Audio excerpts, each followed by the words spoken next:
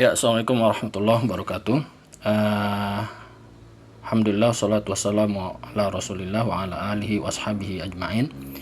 Kaum muslimin yang dimuliakan oleh Allah subhanahu wa ta'ala, ya, di hadapan kita ada sebuah kitab nahwu ya, yang sangat ma'ruf ya di kalangan kaum muslimin, khususnya para santri dan para thalabatul ilm, yaitu kitab At-Tuhfatus Saniyah Bisyarhil Muqaddimatil Ajurumiyah ya, karya Syekh Muhammad Muhyiddin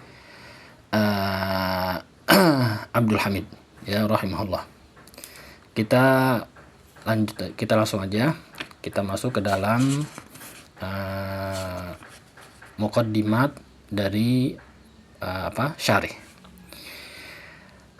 Qala Asy'ari rahimahullah, ta'rifun nahwi, definisi nahwu ya, dari awal al-muqaddimat ya, pengantar-pengantar ya. Yang pertama tentang ta'rifun nahwi, definisi nahwu, maudhu'uhu, yaitu objeknya, yang dibahas di dalam ilmu nahwu, samaratuhu, buah atau hasil dari belajar nahwu, nisbatuhu ya, kemudian penisbahannya, penyandarannya, wadi'uhu, siapa yang meletakkannya, maksudnya yang menyusunnya ya, awal kali ilmu nahwu. Kemudian hukmu syari'i fihi, hukum syariat tentang belajar nahwu ini. Yang pertama kata beliau, at-ta'rifu, definisi, kalimatu nahwu tutlaqu fil lughatil arabiyyati ala iddati ma'anin. Kata nahwu itu diitlakkan pada bahasa Arab pada beberapa makna.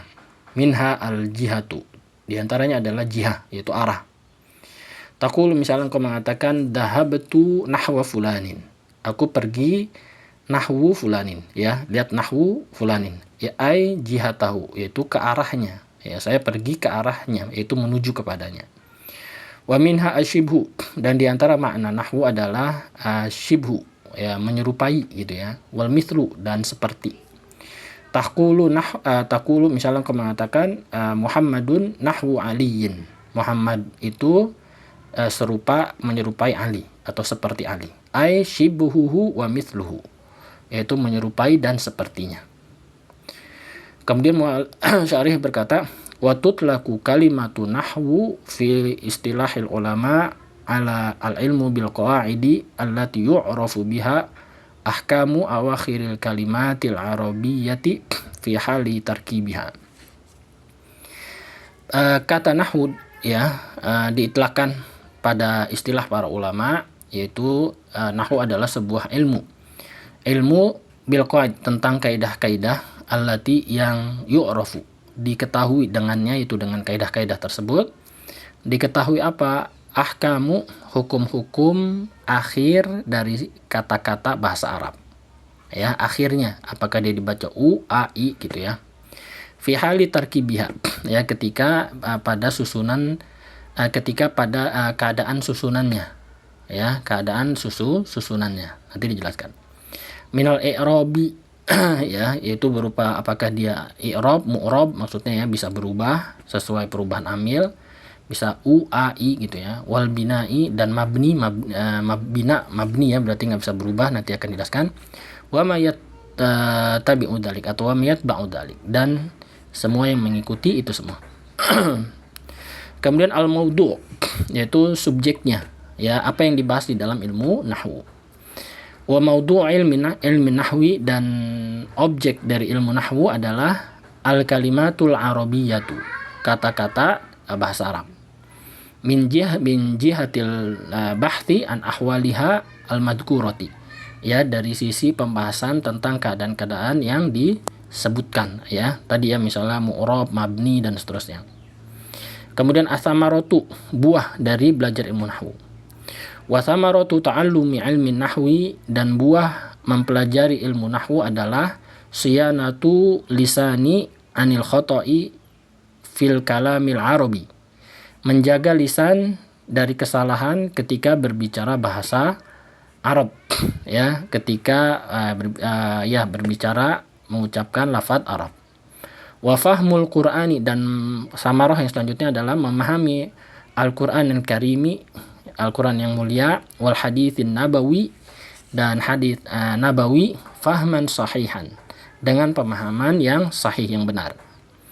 Alladaini, yang keduanya ini, yaitu Al-Quran dan hadits ini, huma, keduanya adalah aslu syariati al-islamiyah, pondasi atau dasar syariat Islamiyah, wa alaihima, dan di atas keduanya inilah madaruha, yaitu porosnya syariat, ya, berputarnya syariat. Kemudian nisbatu, penisbahan ilmu nahwu. Wa huwa minal ulumi al-arabiyah, dan dia ini termasuk ilmu-ilmu Arabiyah, ya, bahasa Arab. Kemudian wadi'uhu, pembuatnya, peletaknya, ya, siapa yang menyusunnya, ya. Wal masyhuru, dan yang masyhur, ya, anna awwala wadi'in li ilmin nahwi, bahwasanya yang pertama kali meletakkan ilmu nahwu adalah huwa Abul Aswadi ad-Du'ali, yaitu Abul Aswad ad-Du'ali. Bi amril mu'minina, yaitu dikarenakan perintahnya Amirul Mukminin Ali bin Abi Thalib radhiyallahu anhu, itu diperintahkan oleh beliau. Kemudian hukmu syari'i fihi, hukum syariat mempelajari ilmu nahwu ini.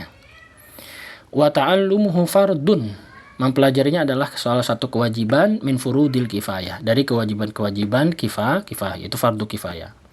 Warubama, dan terkadang ta'ayyana ta'allumuhu, wajib mempelajarinya ala wahidin, ya, maksudnya fardu ain, ya, kepada mempelajarinya secara wahid, secara per orang, ya, maksudnya fardu ain bagi per orang. Itu terkadang. Fasara, ya, fardu ainin alih, ya, maka wajib, ya, fardu ain bagi, maka menjadi berubah dia menjadi fardu ain. Kemudian yang selanjutnya adalah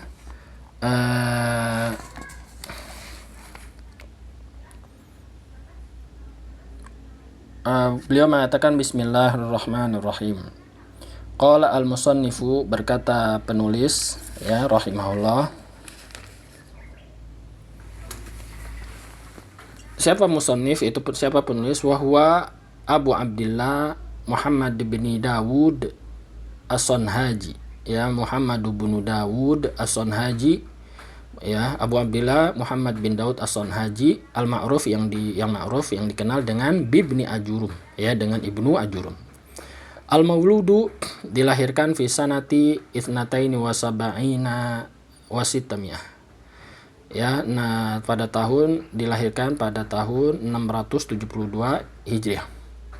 Wal mutawaffa, dan diwafatkan oleh Allah fi sanati salasin wa ishrina sab'imiyah, ya, diwafatkan pada tahun 723 Hijriah. Minal hijrati an-nabawiyyati rahimahullah ta'ala. Qala, berkata muallif atau musannif, al-kalamu, nah sekarang kita masuk, ya. Al-kalamu huwa lafdu al-murakkabu al-mufidu bil wad'i. Kalam adalah, pertama dia lafad, kemudian murakkab, tersusun, kemudian dia mufid, memberikan faedah, ya, sempurna, berarti bil wad'i, dengan peletakan. Nanti akan dijelaskan. Wa aqulu, dan aku berkata, yaitu syarih, ya, Muhammad Muhyiddin rahimahullah. Lilafzi al-kalam ma'nayani. Lilafzi al-kalamu ma'nayani. Lafaz kalam itu memiliki dua makna. Ahaduhuma lugawiyun, yang pertama adalah makna secara bahasa, wa tsani nahwiyun, dan kedua secara nahwu. Amal kalamu al-lugawi, adapun kalam secara bahasa adalah fahuwa ibaratun amma tahsulu bisababihi afaidatun. Itu sebuah ungkapan tentang sesuatu yang dengan sebab sesuatu ini faedah didapatkan, faedah. Jadi sesuatu yang memberikan faedah itu disebut kalam. Sawaun akana lafdhan, ya, sama saja apakah sesuatu itu dilafatkan, amlam yakun, ya, atau dia tidak dilafatkan. Kal khotti, seperti tulisan, wal kitabah, seperti garis, wal kitabati, dan seperti tulisan, wal isyarati, dan isyarah, ya, dan isyarah.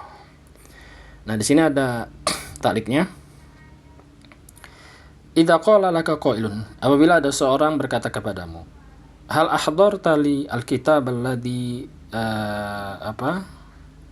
talabtuhu minka, ya, apakah kau telah menghadirkan, telah membawa, ya, telah menghadirkan untukku sebuah kitab yang aku telah memintanya kepadamu, ya.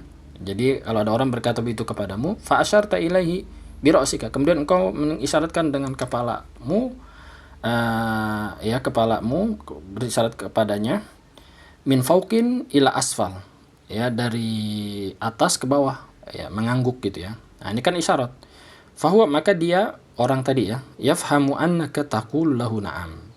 Ya, dia akan memahami bahwasanya engkau itu mengucapkan iya kepadanya. Ya, itu secara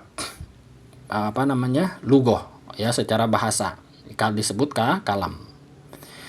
Nah, sekarang wa ammal kalamu an-nahwi, ya, kalam secara nahwu, fala budda min ayyajtami'a fihi arba'atu umurin. Ya, kalam secara nahwu adalah harus terkumpul 4 perkara. Al-awwalu, yang pertama adalah ayyakuna lafdhan, dia harus dilafatkan. Wa tsani ayyakuna murakkaban, dan yang kedua dia harus tersusun, ya, berarti minimalnya dua kata. Wa tsalitsu, dan yang ketiga ayyakuna mufidan, dia harus mufid, nanti akan dijelaskan. Wa rabi ayyakuna mawdu'an bil wad'i al-arabi, yang keempat dia harus maudhu', ya, diletakkan, ya, sesuai dengan peletakannya orang-orang Arab, ya, orang-orang Arab. Nah, sekarang penjelasan dari masing-masing tadi. Makna kaunihi lafdhan, makna perkataan bahwasanya kalam itu harus terlafatkan. Maknanya saat terlafatkan ay yakuna sautan, dia harus ada suaranya, mustamilan, yang suara ini mengandung ala ba'di al-huruf al-hijaiyah, ya, mengandung sebagian huruf-huruf hijaiyah, alati yang tabtadi'u, yang dimulai dengan bil alifi, di huruf hijaiyah itu yang dimulai dengan huruf alif, wa tantahi bil ya, ya, dan diakhiri dengan huruf ya.